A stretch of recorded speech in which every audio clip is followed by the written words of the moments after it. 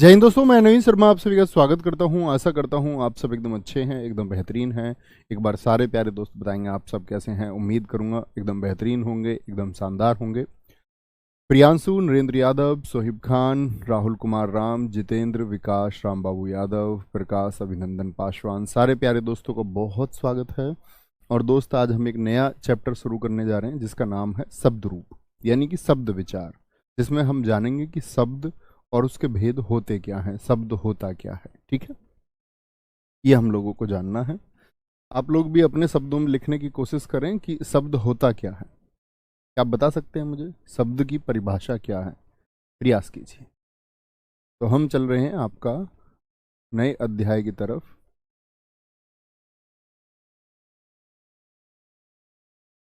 जिसका नाम है शब्द रूप या शब्द विचार।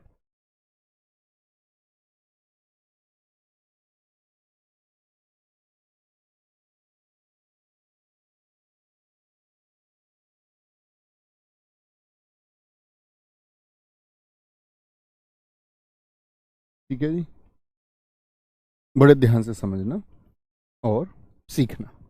देखो, कोई भी भाषा, जैसे कि मैं बोलूं तो अभी मैं कौन सी भाषा बोल रहा हूं, तो आप कहेंगे जी आप हिंदी भाषा बोल रहे हैं। अन्य लोग अन्य भाषाएं भी बोल सकते हैं। तो जब मैं हिंदी बोल रहा हूं तो किसी भाषा को व्यक्त करने के तीन तरीके होते हैं। बताएंगे कौन कौन सा? एक तो मैं मौखिक बोल रहा हूं, एक मैं उस बात को लिख के भी आपको दे सकता हूं, और एक मैं संकेतों से, संकेतों के माध्यम से भी हम अपने शब्दों को व्यक्त कर सकते हैं। तो तीन तरीके होते हैं। कौन कौन से? ये कहीं किनारे पर लिखना। किसी भाषा को व्यक्त करने के तीन तरीके होते हैं। एक तो ओरल होता है, मौखिक, मुख से आप बोल सकते हैं। एक आप उसी बात को कि भैया आप ऐसे बोलते हैं पानी लाइए, पानी लाइए, तो वो तो मौखिक हो गया। आप उसको लिख के भी दे सकते हैं कागज पे कि भैया पानी लाइए। ठीक है, मौखिक हो गया, लिखित हो गया, और एक होता है सांकेतिक, कि संकेतों के माध्यम से इशारा करके आप बोल दो कि भैया रिश्तेदारों के लिए पानी ले आओ। तीन तरीके होते हैं। तो देखो, जो मौखिक तरीका है उसको आप कागज पे लिख नहीं सकते, बोलोगे। जो सांकेतिक है वो भी संकेतों का, उसका कोई मतलब नहीं। और जब हम हिंदी को सीख रहे हैं तो कैसा सीख रहे हैं? लिखित। तो किसी भी भाषा को व्यक्त करने के तीन तरीके होते हैं। ठीक है, क्या बोलेंगे? कौन कौन से होते हैं? मौखिक, लिखित और सांकेतिक। अब हम बात करेंगे सिर्फ और सिर्फ लिखित की, कि अगर हम किसी को लिख के दे रहे हैं तो भाषा, उस भाषा के तीन अंग होते हैं, लिखना है आपको। यहां से बात शुरू होती है। भाषा के, भाषा के की हिंदी भाषा की बात कर रहे हैं हम यहां पर। भाषा के तीन अंग होते हैं, तीन अंग होते हैं। वो तीन अंग नहीं है जो लिखे हुए हैं, कभी इनको तीन अंग समझ लो। ये है किसी भी भाषा को व्यक्त करने के तरीके, कोई भी भाषा हो, किसी भी भाषा को व्यक्त करने के तरीके क्या हो सकते हैं, यहां पर ये बात की गई है। ठीक है, आगे देखेंगे ध्यान से। मैंने बोला भाषा के तीन अंग होते हैं, और वो तीन अंग कौन कौन से होते हैं? जिसमें पहला अंग होता है आपका वर्ण, क्योंकि किसी भाषा को आप लिख के दे रहे हैं तो किसकी अक्षरों की जरूरत होगी या नहीं? भाई अंग्रेजी में भी ABCD की जरूरत होगी, लेटर्स की, या नहीं? हाँ जी, हिंदी में भी जरूरत होगी, हर भाषा में जरूरत होती है वर्ण। दूसरा होता है शब्द। वर्ण मिलके क्या बना देंगे? शब्द। और शब्दों को यदि मिला दिया जाए तो क्या बन जाता है? वाक्य, जो हमारा अगला अध्याय भी होगा, वाक्य। अच्छा मुझे बताइए, वर्ड की परिभाषा आप जानते हैं? अगर मैं आपसे पूछूं वर्ण क्या है तो आप जानते होंगे, ये मैं आपको पढ़ा चुका हूं। बताएंगे एक बार। यदि भाई साहब मैं आपसे पूछूं वर्ण जो होता है क्या होता है, आप कहेंगे भाई तीन है। कितने हैं? तीन है। तो वर्ण क्या हो गया? अच्छा मुझे बताओ, इन तीनों में सबसे छोटा कौन है? वाक्य छोटा होता है कि शब्द छोटा होता है या वर्ण छोटा होता है? तो यहां देखने की बात होगी कि किसी भी भाषा की सबसे छोटी, किसी भी भाषा की या किसी भी भाषा की बात नहीं करते, हम करते हैं सिर्फ हिंदी भाषा की बात। हिंदी भाषा की सबसे छोटी इकाई वर्ण है। हिंदी भाषा की सबसे छोटी इकाई, सबसे छोटी इकाई मित्र क्या है? वर्ण है। अच्छा जी, अगर मैं वर्ण की ही बात करूं तो आप बोलूंगा वर्ण का अपना कोई अर्थ नहीं होता। वर्ण का अपना कोई अर्थ नहीं होता। सबसे छोटी इकाई है और वर्ण का अपना कोई अर्थ नहीं होता है। जैसे दोस्त मैंने लिखा ए, मैं आपसे पूछूं ए का क्या अर्थ होता है? ए का क्या अर्थ होता है, क्या आप मुझे बता सकते हैं? या मैं पूछूं गे का अर्थ क्या होता है? ऐसे नहीं कि गे से गमला होता है जी, ऐसे तो गे से बहुत कुछ हो जाएगा।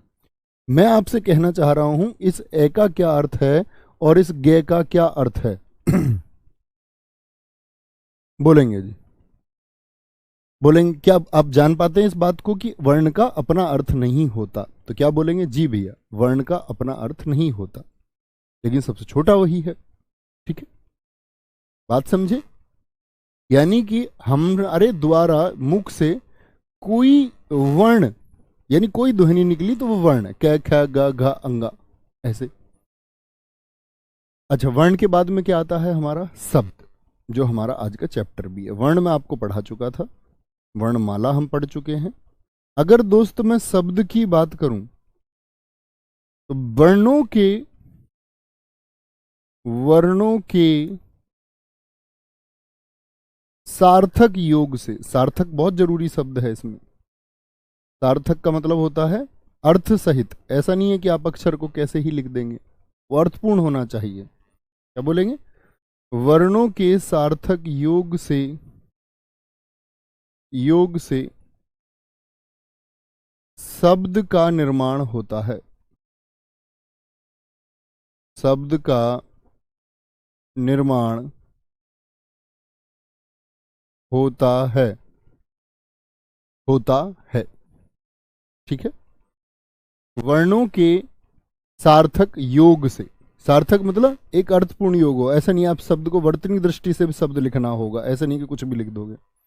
जैसे मैं आपसे बात करूं आ धन धा धन ई, ठीक है, धन के धन ए, ये कुछ वर्ण हैं। इन वर्णों का हमने एक सार्थक योग किया, ऐसे नहीं कि किसी को कहीं भी लिख दिया। ठीक है, बोलेंगे जी, बोलेंगे। एक बच्चे ने कहा है जी ए का अपना अर्थ है तो सही, ए एक स्वर है। आप कुछ भी बोल रहे हैं मित्र, ए एक स्वर है, फिर तो आ भी तो एक स्वर है। ऐसे तो बहुत सारे अन्य स्वर भी हैं। मैं कह रहा हूं ए का अपना कोई अर्थ नहीं है, वह स्वर के अंतर्गत आता है, लेकिन स्वर उसका अर्थ थोड़ी है। ठीक है, बताएंगे क्या बनेगा जी मिलके। तो आप कहेंगे भैया ये बन जाएगा आ धा में ई बना तो छोटा ई है, लघु ई आएगा, और के और ए मिलके क्या बनाते? अधिक बन गया, अधिक। ठीक है, अच्छा एक और योग करते हैं, सार्थक योग।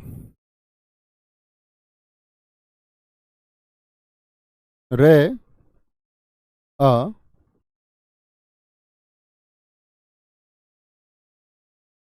धनते धन्ने धन आ धन के धन ए धन रे धन ए, क्या बन जाएगा? अपनी कॉपी पे बनाइए। वर्णों के सार्थक योग से, वर्णों के सार्थक योग से। अब ऐसा नहीं है कि आप किसी को छोटी मात्रा कहीं पर बननी है तो बड़ी मात्रा चढ़ा देंगे, वो आपकी गलती हो जाएगी। ठीक है, तो क्या कहेंगे मित्र? रा, सारे दोस्त बना के दिखाइए एक बार, कॉपी पे सही होना चाहिए। क्या बोलेंगे जी? रे में ए जुड़ा तो रे बना, पूरा रे हो गया, एक स्वर उसको मिल गया। भाई रे को एक पूरा स्वर मिल गया तो क्या बन गया? ये मैंने आपको वर्णमाला में सिखाया था, रा। तय को क्या कोई स्वर मिला? आप कहेंगे जी नहीं भैया, तय को कोई स्वर नहीं मिला तो इसकी खड़ी पाई खत्म हो जाएगी। न को एक स्वर पूरा मिलता है, पूर्णाकार रत्ना, के ए के, रे ए रे, रत्नाकर, रत्नाकर। बहुत शानदार, समझिए जी। तो ये क्या हो गया मित्र? आपका वर्णों के सार्थक योग से शब्द का निर्माण होता है। अच्छा मुझे एक बात बताइए, इस अधिक का अपना कोई अर्थ है या नहीं है? हाँ या ना? इस रत्नाकर का अपना कोई अर्थ है कि नहीं है? आप कहेंगे अधिक यानी कि भैया ज्यादा, रत्नाकर यानी कि जहां पर रत्नों खजाना हो, आकर खान को कहते हैं, माइन को कहते हैं, जहां मोतियों का भंडार हो अर्थात समुद्र। तो दोनों का अपना अर्थ होता है, दोनों का अर्थ नहीं, हर शब्द का अपना एक अर्थ होता है। यानी क्या बोलेंगे यहां पर हम मित्र ये परिभाषा लिख सकते हैं यहां से कि प्रत्येक शब्द का अपना अर्थ होता है, और जबरन बना दिया गया कुछ शब्द हो तो अर्थ होगा नहीं, क्योंकि क्या मैंने बोला, सार्थक योग होना चाहिए। ऐसा नहीं है कि आप ये बोलने लग जाएं कि जी अधिक का भी कोई अर्थ होगा, तो ये आपने सार्थक सही ही नहीं लिखा है। अर्थ क्या मतलब? अर्थ बन ही नहीं सकता। तो आप कहेंगे प्रत्येक शब्द का अपना एक अर्थ होता है, अपना एक अर्थ होता है प्रत्येक शब्द का। ठीक है, इसके बाद में आती है, तो भैया अब अर्थ हो गया, तो वर्ण का क्या अपना अर्थ था? वर्ण का क्या अपना अर्थ था? आप कहेंगे नहीं भैया, वर्ण का अपना अर्थ नहीं है, लेकिन सबसे छोटी इकाई तो वर्ण है। अब मैं आपसे पूछूं, अर्थ के आधार पर सबसे छोटी इकाई कौन सी? तो आप कहेंगे वर्ण की तो अपना अर्थ होता नहीं, फिर आता है शब्द। तो क्या बोलोगे? अर्थ के आधार पर कभी पूछे, अर्थ के आधार पर हिंदी भाषा की सबसे छोटी इकाई कौन सी है? अर्थ के आधार पर हिंदी भाषा की, हिंदी भाषा की सबसे छोटी इकाई, समझे मित्र बात को? सबसे छोटी इकाई क्या होती है? आपका शब्द होती है,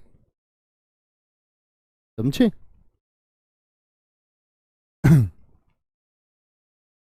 वेरी गुड विशाल सोनकर जी, रोहित चाहर, वेरी गुड। तो कभी भी अर्थ के आधार पर पूछे तो वर्ण नहीं लिखना है, लेकिन इस शब्द को नहीं दिया हुआ, इन शब्दों को अर्थ के आधार पर ना पूछ के सिर्फ इतना पूछा हुआ हिंदी भाषा की सबसे छोटी इकाई, तब हम वर्ण उत्तर देंगे। लेकिन जैसे ही इस शब्द का, इन शब्दों का इस्तेमाल करेगा कि अर्थ के आधार पर, तो आप समझ जाएंगे कि वर्ण का अपना अर्थ नहीं होता, शब्द का अपना अर्थ होता है। तो सबसे छोटी क्या हो जाएगी? आपकी शब्द हो जाएगी। वर्ण शब्द हम आज पढ़ेंगे ही, कितने प्रकार के शब्द होते हैं आज और शायद कल, क्योंकि यहाँ से दो तक प्रश्न आपके पूछे जा सकते हैं, इवन 3 तक क्वेश्चन पूछे जा सकते हैं शब्द से। तत्सम, तद्भव, देशज, विदेशज, ठीक है, विकारी अविकारी हम पढ़ चुके, रूढ़, योग रूढ़, यौगिक, सब हमको यहीं पढ़ना है। और वहां से बहुत अच्छे शब्द शक्ति भी हम यहाँ पर पढ़ेंगे, लक्षणा आदि के बारे में भी हम जानेंगे यहाँ पर। ठीक है, आगे आते हैं। तीसरा कौन सा था हमारा? वाक्य। अब मुझे बताइए वाक्य यानी कि सेंटेंस किससे मिलके बनेगा? अब आप जानते हैं शब्दों के सार्थक क्रम से, शब्दों के क्रम सही होना चाहिए।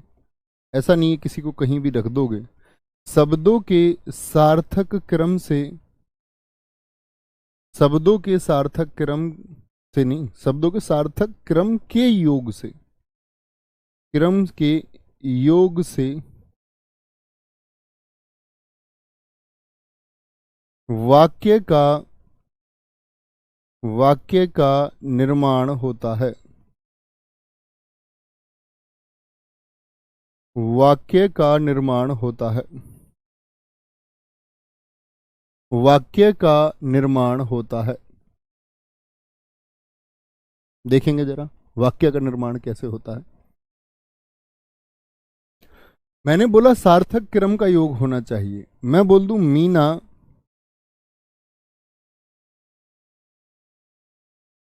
चली बाजार गई, क्या ये सही है? क्या ये आपको एक सार्थक क्रम दिखता है? भाई ये क्या है? शब्द है, इसका अपना अर्थ हो गया, शब्द अर्थ हो गया, बाजार शब्द है, वर्णों से मिलके बना है। मीना चली बाजार गई, तो आप क्या बोलेंगे? नहीं जी, मीना, इनको भैया एक सार्थक क्रम में लिखना होगा। मीना बाजार चली गई, ताकि एक अर्थपूर्ण दृष्टि से वो आपको दिखे। कोई दिक्कत, कोई परेशानी? कोई दिक्कत, कोई परेशानी? बोलेंगे।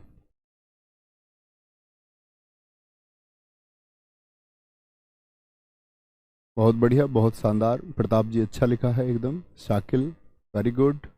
सपना यदुवंशी बहुत शानदार बच्चे। बोलेंगे जी, क्या बात समझेंगे? ये क्या है? ये गलत है, और ये क्या है? सही है। ठीक है, इतनी बात में कोई दिक्कत? आगे आएंगे जी। तो कहने की बात है, हमने तीन चीजों को जाना, वर्ण को, शब्द को और वाक्य को। तीनों को आप समझते हैं। वर्ण को हम वर्णमाला में पढ़ चुके, वर्ण के कैसे भेद होते हैं, क्या स्वर क्या व्यंजन होता है, ये सारी चीजें हमने पढ़ी थी। तो हम पढ़ेंगे अब आपका आज शब्द को, और शब्द के बाद में फिर आपका अगला अध्याय हमारा वाक्य ही होगा। तो पहले शब्द को सुनिए। यहां पर लिखिए शब्दों के भेद, और थोड़ा छोटा छोटा लिखना भैया, ताकि कॉपी में जगह ना भरे, क्योंकि इसके लिए हमको पेज पे ज्यादा जगह चाहिए होगी। शब्दों के भेद, यह बाद में ही लिख लेना ताकि आप समझ जाओ। नोट्स बनाने में सबसे बड़ी दिक्कत ये होती है कि हम कॉपी में लिख रहे होते हैं, पता चले कि इस पेज पे आएगा नहीं, पेज से बाहर चला जाएगा। शब्दों के भेद देखेंगे कैसे कैसे शब्दों के भेद होते हैं। एक तो होता है आपका,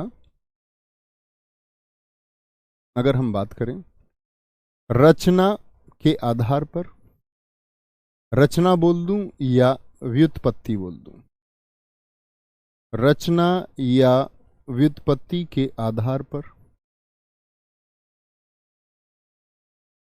छोटा छोटा लिखना भैया, ये बाद में लिख लेना, मैं रुक जाऊंगा थोड़ी देर। रचना या व्युत्पत्ति के आधार पर, कभी भी आपसे पूछेगा रचना या व्युत्पत्ति के आधार पर, तो आप कहेंगे तीन भेद होते हैं। कितने भेद होते हैं? तीन भेद होते हैं। और तीन भेद कौन कौन से होंगे? एक तो रूढ़ शब्द, रूढ़ शब्द, दूसरे होते हैं आपका यौगिक शब्द,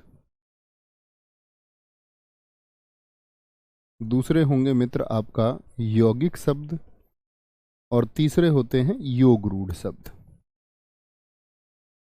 योग रूढ़ शब्द किसके आधार पर? रचना, शब्दों की जो रचना हुई है, या हम बात करें शब्दों की जो आपका व्युत्पत्ति हुई है। दूसरे आधार पर हम चलते हैं। दूसरा आधार इसमें हम रखते हैं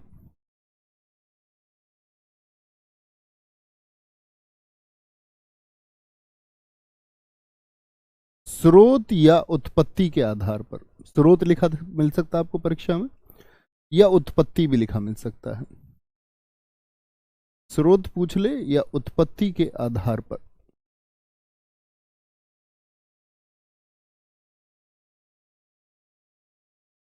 उत्पत्ति के आधार पर नीचे की तरफ ही लिखते हैं, कहीं बोर्ड पर जगह ना मिले। यहां पूछेगा आपसे तो आप उत्तर देंगे चार। चार कौन कौन से होंगे जी? मतलब होते तो कुल मिला के पांच हैं, लेकिन उनको चार में ही काउंट हम करेंगे। मुख्य परीक्षा में पूछा जाएगा, आप चार कहेंगे। होते कौन कौन से हैं आपके? एक तो तत्सम शब्द होते हैं,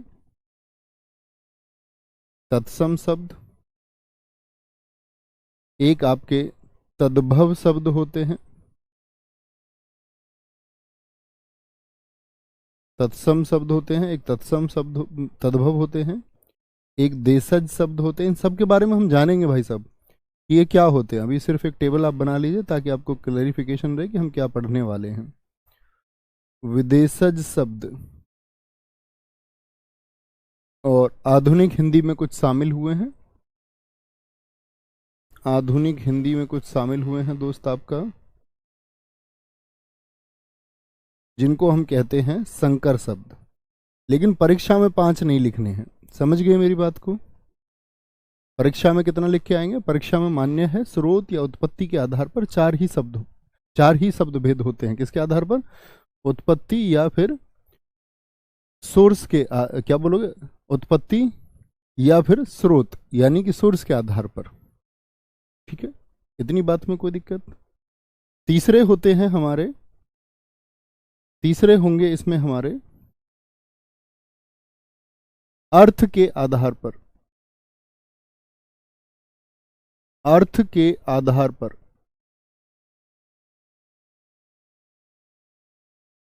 अर्थ के आधार पर, अर्थ के आधार पर कभी भी पूछेगा तो आप 2 कहेंगे। 2 कौन कौन से होंगे जी? 2 होंगे, एक आपके सार्थक शब्द, अभी मैंने बोला ना सार्थक क्रम से, सार्थक योग से, वैसे ही सार्थक शब्द यानी अर्थ होना चाहिए उनका। और दूसरे होते हैं निरर्थक शब्द, निर्धन अर्थक, क्या बोलोगे? जिनका कोई अर्थ ना हो, निरर्थक शब्द होते हैं। ठीक है मित्र, शब्दों के भेद में दोस्त फिर हम आएंगे आगे। एक भेद और होगा हमारा विकार। विकार को हम और क्या कह सकते हैं? परिवर्तन। विकार के आधार पर, विकार के आधार पर क्या बोलोगे? कि कोई विकार हो गया, या विकार को हम प्रयोग भी कह सकते हैं। विकार बोल दे या प्रयोग के आधार पर, बात एक ही रहेगी। ये हम पढ़ चुके हैं। विकारी शब्द, विकारी शब्द, और दूसरा आपका अविकारी शब्द।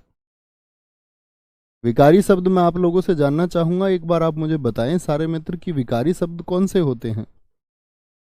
मैंने बताया था विकारी शब्द वे शब्द होते हैं जो लिंग वचन काल कारक की दृष्टि से बदल जाते हैं, जैसे संज्ञा, सर्वनाम, क्रिया और विशेषण।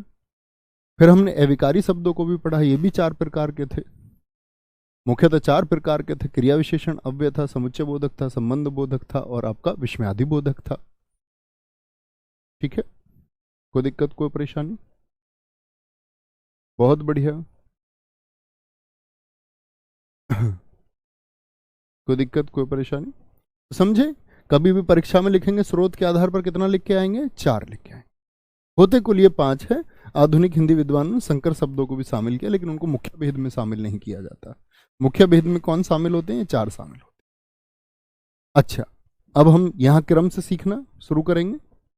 सबसे बड़ा टॉपिक इसमें होगा तत्सम तद्भव ही, और विदेशज शब्द थोड़ा बड़ा होगा, शायद एक ही दिन से ज्यादा भी लग जाए। आज में हम ये कर लेते हैं रूढ़ शब्द, यौगिक शब्द, योग रूढ़ शब्द, सार्थक और निरर्थक शब्द, वो हम पढ़ ही चुके। संज्ञा, सर्वनाम, क्रिया विशेषण और अविकारी अव्यय हम पढ़ चुके, और इसको हम छोड़ते हैं आगे के लिए।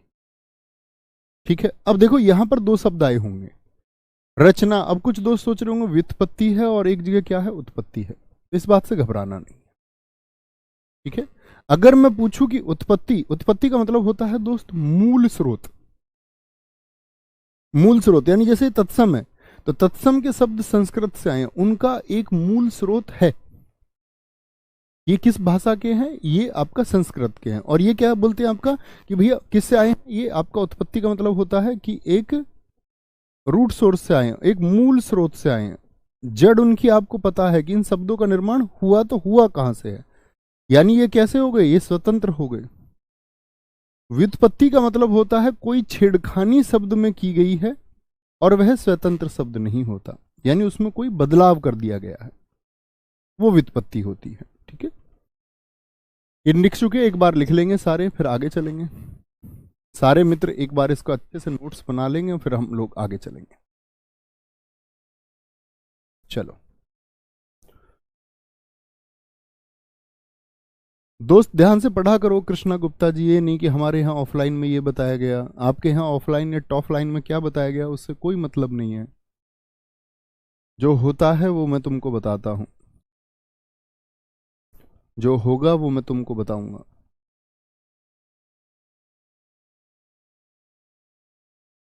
अच्छी बात है, दो दो जगह काहे पढ़ते हो भैया, खुद कंफ्यूज होते हो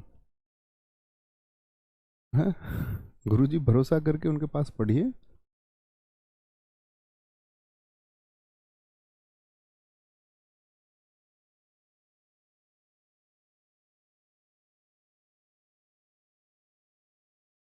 बिल्कुल, लोकेश चौधरी जी बहुत अच्छी परिभाषा दी है, लिख लिए हैं जी। ठीक है, लिख चुके हैं तो लिखेंगे, फिर से रिपीट कर रहे हैं एक बार। मैं आपसे कभी भी पूछूंगा, रचना के आधार पर 3, स्रोत उत्पत्ति 4, अर्थ के आधार पर 2 और विकार के आधार पर भी 2। क्या बोलोगे? विकार के आधार पर भी, हाँ हमने संख्या नहीं लिखी तो आप लिख लेंगे, विकार के आधार पर भी कितने? 2 प्रकार के होते हैं। तो शुरू करते हैं अभी रचना के आधार पर। किसके आधार पर? रचना के आधार पर। ठीक है, यानी जो स्वतंत्र नहीं होते, रचना के आधार पर। अब बताएंगे कितने भेद होते हैं रचना के आधार पर। रचना के आधार पर शब्द के भेद। क्या बोलेंगे मित्र? आपका आंसर आएगा 3। 3 कौन कौन से 3 होंगे? एक होंगे रूढ़ शब्द, रूढ़ शब्द। ठीक है, दूसरे होंगे आपका, मैंने अभी बता ही चुका हूं, ये तो बार बार लिखने की जरूरत ही नहीं है, तो पहले इनको समझ ही लेते हैं कि रूढ़ शब्द होते क्या हैं। कि भाई साहब ये जो रूढ़ शब्द है ये दरअसल में होगा तो होगा क्या? लिखना, वे शब्द जिनमें जिनमें संधि, समास, उपसर्ग, उपसर्ग और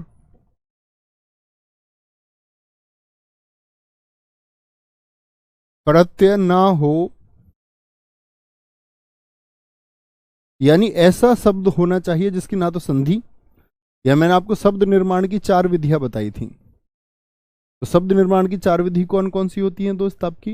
एक तो संधि से हम जोड़ के शब्द बना सकते हैं, एक समास विग्रह से शब्द बना सकते हैं, एक शब्द में आगे उपसर्ग जोड़ के कोई विशेष परिवर्तन ला सकते हैं, एक बाद में, प्रत्यय कहाँ जुड़ता है? बाद में जोड़ करके कोई विशेष परिवर्तन ला सकते हैं। तो आप कहेंगे वे शब्द जिनमें संधि, समास, उपसर्ग और प्रत्यय ना हो रूढ़ शब्द कहलाते हैं। समझ गए जी? ऐसे शब्द अब ढूंढ के मुझे उदाहरण के रूप में आप लिखना शुरू करो। रूढ़ शब्द कहलाते हैं, कहलाते हैं। ऐसे भी कहते हैं कि इन शब्दों का मतलब टुकड़े नहीं होते, तोड़ा नहीं जा सकता इन शब्दों को। तो इनके उदाहरणों की अगर मैं बात करूं तो इसमें क्या आता है? जैसे पत्ता, पत्ता में कोई संधि आपको दिखती है? कोई समास दिखता है पत्ता में? कोई उपसर्ग दिखता है? कोई आपको प्रत्यय दिखता है? नहीं दिखेगा। बहुत धन्यवाद बलिराम विश्वकर्मा जी। पत्ता हो गया। पेड़ को भैया तोड़िए, कैसे कैसे इसका संधि विच्छेद कर सकते हैं क्या? जड़ को देखिए, जड़ को आप तोड़ सकते हैं। जैसे जल होता है, जल, जल को आप तोड़ सकते हैं क्या? पानी होता है, पानी, बताइए तोड़ सकते हैं क्या पानी को आप कहेंगे जी नहीं। अखबार होता है, अखबार। कलम, कुर्सी, बताइए। अखबार, कलम, कलम हो गया, कुर्सी हो गया, कुर्सी हो गया। अखबार को नहीं ले सकते भैया इसमें, क्योंकि अखबार विदेशज शब्द है, सॉरी मैंने गलत लिखा। कलम हो गया, कुर्सी हो गया, दिन हो गया, शाम हो गया। दिन तोड़िए, शाम लिख सकते हैं कि नहीं? आप कहेंगे हाँ जी। आम हो गया आम, गीता हो गई गीता, पुस्तक, ढूंढिए कोई संधि हो तो इसमें कोई समास हो, पुस्तक हो गया, और दूध लिख सकते हैं दूध, जमीन हो गया जमीन, जमीन के भूमि लिख लीजिए भूमि, क्योंकि जमीन में जब आपको सिखाऊंगा अरबी शब्द तो आप जानेंगे उसमें थोड़ा सा। भूमि।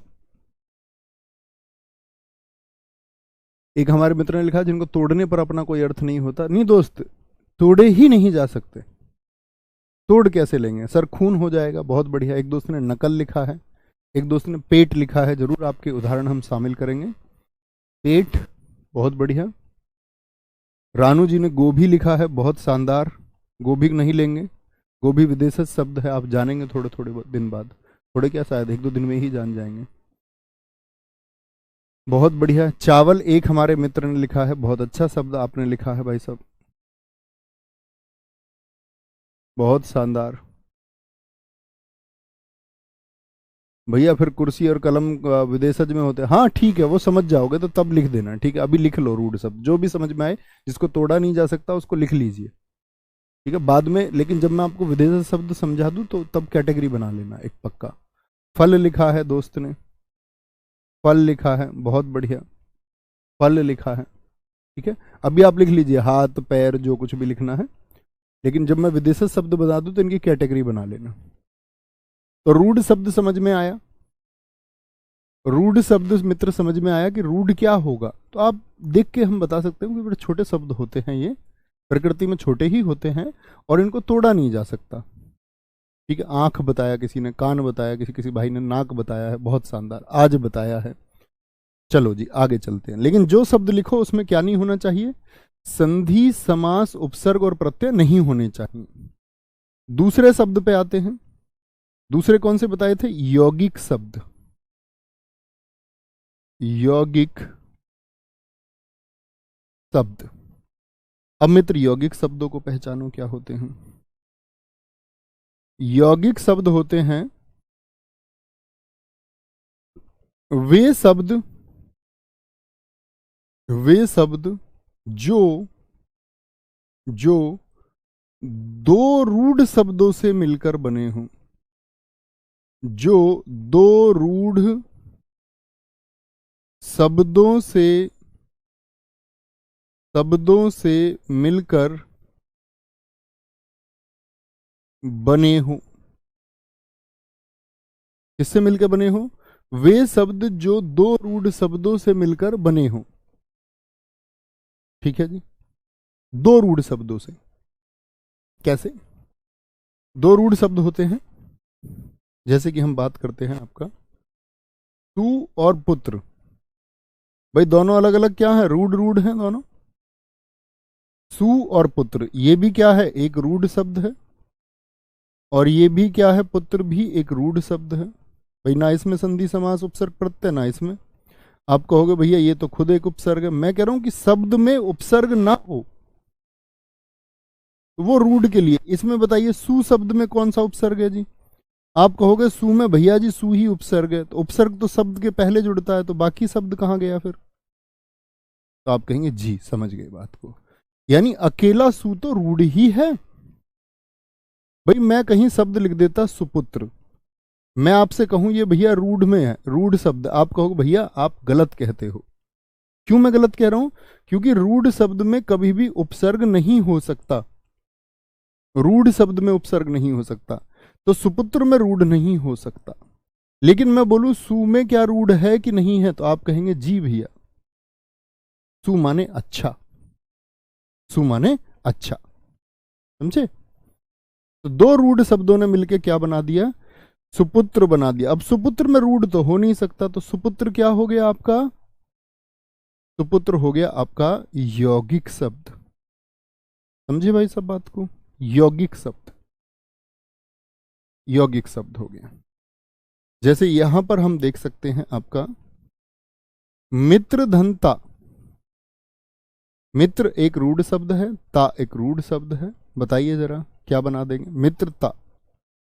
प्रति एक रूढ़ शब्द है, अलग से देखें, और इसमें एक शब्द लगा दिया मैंने दिन, दोनों मिलके क्या बना देंगे? अलग अलग शब्द हैं भाई।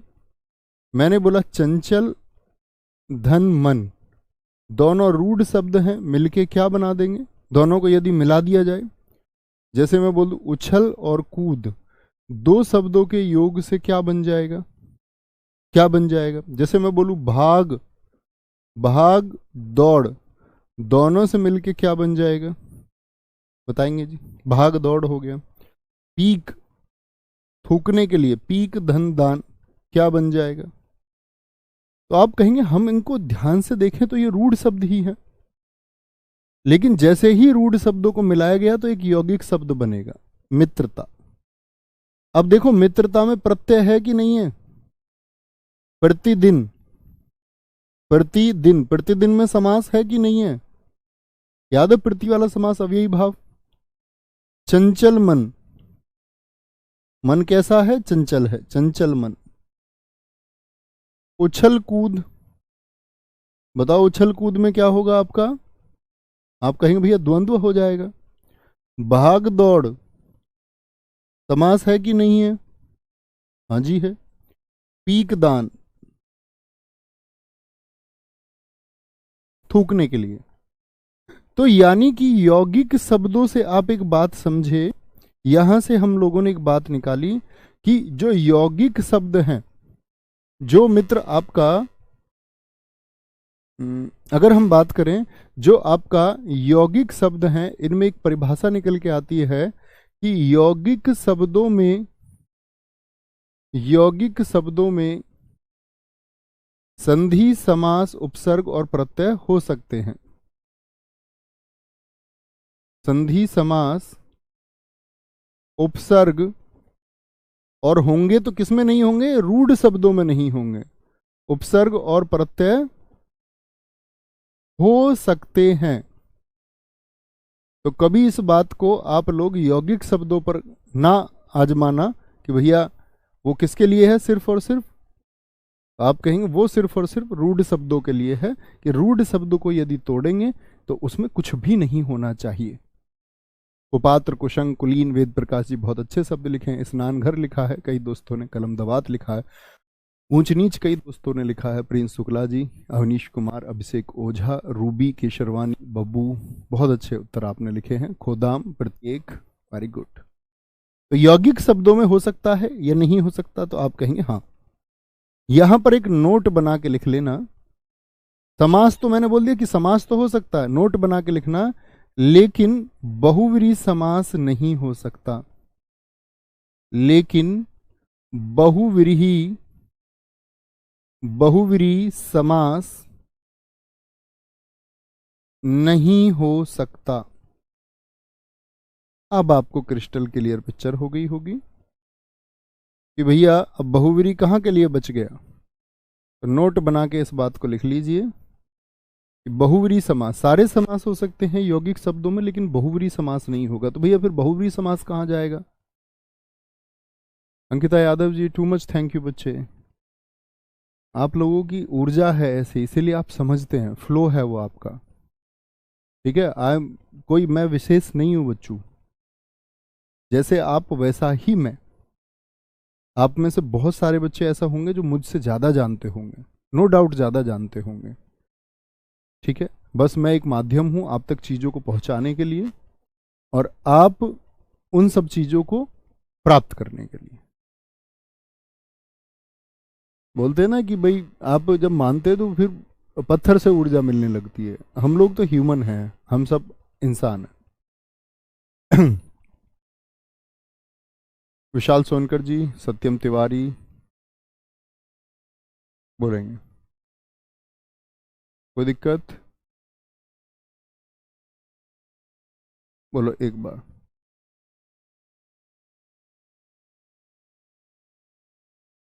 दोस्त नाम किसी को तोड़ के नहीं बनते गगन प्रताप जी, नाम किसी को तोड़ के नहीं बनते कि राम को आप बोले कि राम से बना है, गीता गीत और आ से बना हुआ नहीं।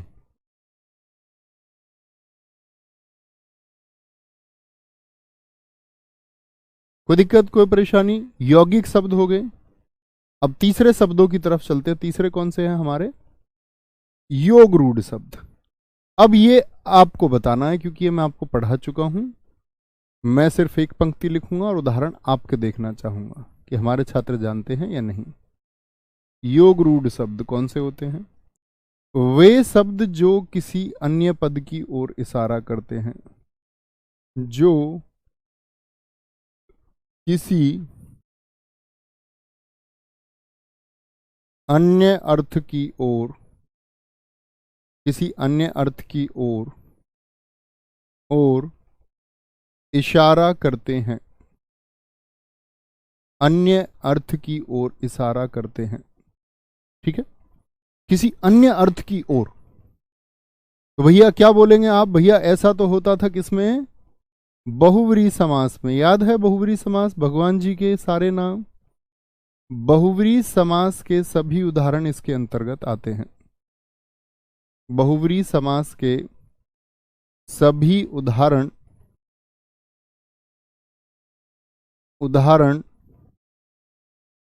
इसके अंतर्गत आते हैं। ठीक है, अंतर्गत आते हैं। समझे जी मित्र? इसके बहुव्रीहि समास के सभी उदाहरण बहुत सारे दोस्तों ने लिखने भी शुरू कर दिए। जलज, नीलकंठ, लंबोदर, वेरी गुड। ये हुई ना बात। तो लिखिए बहुव्रीहि समास के सभी उदाहरण, अर्थात हम बोल सकते हैं आपका मुरलीधर है, चक्रपाणी, शूलपाणी, वीणापाणी है। मुरलीधर हो गए। चक्रपाणी, चक्रपाणी कौन है? भगवान विष्णु है। शूलपाणी कौन है? भगवान शिव हैं, भगवान शिव जी को बोलते हैं। ठीक है। लंबोदर कौन है? गणेश जी हैं, लंबोदर। ठीक है, लंबोदर बोल दिया। पंचानन हम कह सकते हैं, पंचमुख जिनके हैं, हनुमान जी हैं पंचमुखी। ठीक है, और आपका क्या बोलेंगे? चंद्रशेखर है, भगवान शिव हैं। मस्तक पर जिनके चंद्र है, चंद्रमौली बोल देंगे, चंद्रमौली इन्हीं को कहते हैं हम। चंद्रमौली भी कह सकते हैं, बहुव्रीहि समास को दर्शाएगा। ठीक है, दशानन कह सकते हैं, ये भी बहुव्रीहि का बहुत प्रचलित उदाहरण है, दशानन हो गया। और आपका बाकी आप जानते ही हैं सब लोग। कोई दिक्कत, कोई परेशानी? अन्य पद की ओर इशारा करेंगे, अर्थात कैसा, कौन सा पद प्रधान हो जाएगा? तीसरा पद प्रधान इसमें हो जाएगा। समझे जी बात को? तो रूढ़ एक बार थम्स अप करके बताइए। रूढ़, यौगिक और योग रूढ़ में कोई परेशानी तो नहीं होनी नहीं चाहिए। Very good, very good. Sanjay ji, Ankit, Jitendra, Dheeraj Verma ji, बहुत बढ़िया। सरिता एकदम सही उत्तर है। आगे आएंगे मित्र। अब आते हैं किसके आधार पर? बोलेंगे एक बार, अर्थ के आधार पर। मैंने आपको बताया अर्थ के आधार पर शब्द के भेद कितने प्रकार के बताए? अर्थ के आधार पर, अर्थ के आधार पर शब्द भेद। आप कहेंगे भैया दो बताए थे आपने, यहां समझना ध्यान से। कौन से दो हैं? एक हमने कहा है मित्र सार्थक शब्द, सामान्य सहित अर्थ, यानी ये अर्थ के सहित होंगे, अर्थ के साथ में होंगे। एक होंगे आपके निरर्थक शब्द, निरर्थक शब्द, सार्थक शब्द और निरर्थक शब्द। ठीक है, तो सार्थक शब्द कौन से होंगे? जिनका एक अर्थ होगा। कोई भी ऐसा शब्द जिसका एक अर्थ होता है, जिनका एक अर्थ होता है। जैसे पानी है, एक अर्थ है उसका। जल, नीर, इन सब का अपना एक अर्थ है। लेकिन मित्र जो निरर्थक शब्द होंगे, निर्धन अर्थ, निर्माण बिना अर्थ के, जिनका अपना कोई अर्थ नहीं होता, जिनका अपना कोई अर्थ नहीं होता। अर्थात इसका क्या मतलब हुआ? फिर शब्द क्यों है जी? ये आपने तो कहा था शब्द का अर्थ होता है। ये बेवजह इस्तेमाल किए जाते हैं किसी भी भाषा में, किसी भी भाषा में इनका जबरन इस्तेमाल होता है, ऐसे समझिए। अपना कोई अर्थ नहीं होता है। जैसे अब आपसे उदाहरण, भैया चाय वाय पी लो, ये उदाहरण है इसके। आपके घर बोला जाता है ऐसे, चाय वाय पी लो, चाय वाय पी कि नहीं पी, तो चाय का तो अपना अर्थ है, लेकिन वाय क्या है, वो निरर्थक शब्द है। भैया रोटी वोटी खाई कि नहीं, रोटी वोटी खा के जाना, रोटी पोटी मत लिख देना, रोटी वोटी खा के जाना, दिक्कत हो जाएगी, नहीं तो रिश्तेदार भाग जाएंगे। रोटी पोटी बोलोगे तो रोटी वोटी बोलते हैं, ठीक है। पानी वानी पिया कि नहीं पिया, पानी वानी, पानी वानी पिया कि नहीं पिया, लस्सी वस्सी पी कि नहीं पी, तो लस्सी का अपना एक अर्थ है, लेकिन मैं बोल दूं लस्सी वस्सी, तो वस्सी वो नहीं बोल देना कि बस्सी कॉमेडियन है, नहीं, लस्सी वस्सी। जूते वूते पहन लो भैया, अब मैंने जूते बोला तो इसका तो अपना अर्थ है, लेकिन वूते का क्या अर्थ है, खाना वाना मनीष वर्मा जी बोल रहे हैं, पानी वानी आपने बोला, बहुत बढ़िया। चौधरी आर के पटेल जी, आपकी मेहनत है मित्र, मुझे क्रेडिट ना दीजिए उसका, खुद को सराहिए कि आप मेहनत कर रहे हैं तो आप सीख रहे हैं, कुछ भी सुधार आपके अंदर आ रहा है तो उसके काबिल सिर्फ और सिर्फ आप हैं।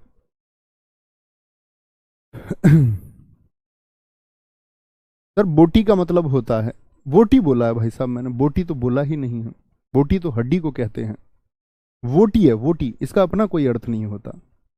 रोटी सोटी बोल देते हैं, हाँ पंजाब में बोलते हैं, हिंदी में कोई नहीं बोलता रोटी सोटी, गुरमुखी में बोला जाता है वो।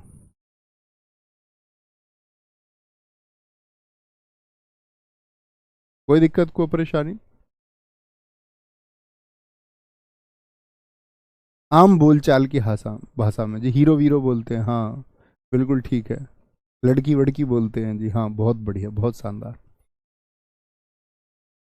नहावा लो, हाँ नहा वालो, नहा का अर्थ है उसमें, वा का कोई अर्थ नहीं है। लोटा वोटा जी, बहुत बढ़िया। तो समझिए बात को कि क्या होंगे सार्थक और निरर्थक। अब हम चलेंगे आपका कल से कहाँ से, तत्सम शब्दों की तरफ सीखने। तत्सम क्या होते हैं उनकी एक प्रैक्टिस हमको करनी होगी, क्योंकि आप परीक्षा देने जाओगे तत्सम शब्द ना, ऐसा हो नहीं सकता, ठीक है। तो तत्सम तद्भव कैसे परिवर्तित होते हैं वो हम सीखना कल शुरू करेंगे। तो अपना ख्याल रखिए बहुत सारा, बाय बाय, टेक केयर, कल तक के लिए जय हिंद जय भारत, मिलते हैं दोपहर 12 बजे, नमस्ते।